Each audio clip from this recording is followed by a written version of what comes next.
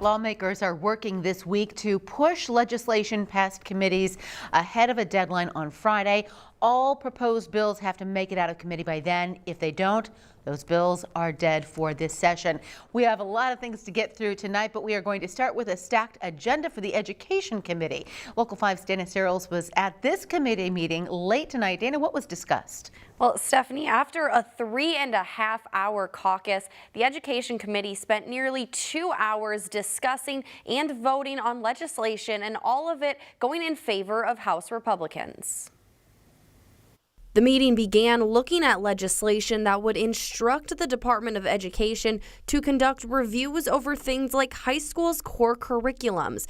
The biggest concern from Democratic lawmakers came surrounding the elimination of social-emotional learning. I would definitely invite you to go into a classroom for several weeks and see how kids handle themselves and see if we wouldn't want to have programs that would help them be able to better regulate themselves. So if we want to rehash those discussions, I'm more than happy to do it on the floor, though I don't think that's appropriate to get into right now when we're just talking about basic review of our educational standards. It should not be turning into a partisan nonsense mess.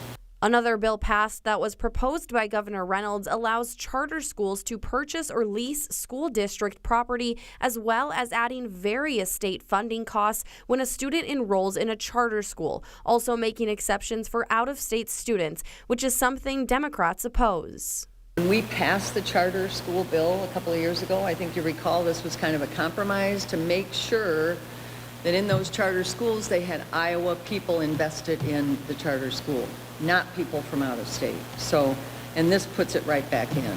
Finally, legislation that would codify DEI directives issued by the State Board of Regents by allowing the Senate Majority Leader and Speaker of the House appoint 2 non-voting members to initiate that. Democrats pointing out possible consequences of this legislation.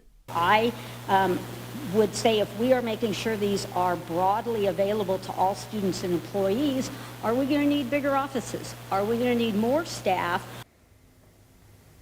Other legislation, like prohibiting the use of gender-neutral language in world language classes, also passed. And all of this legislation is now up for debate on the House floor. Stephanie? Dana.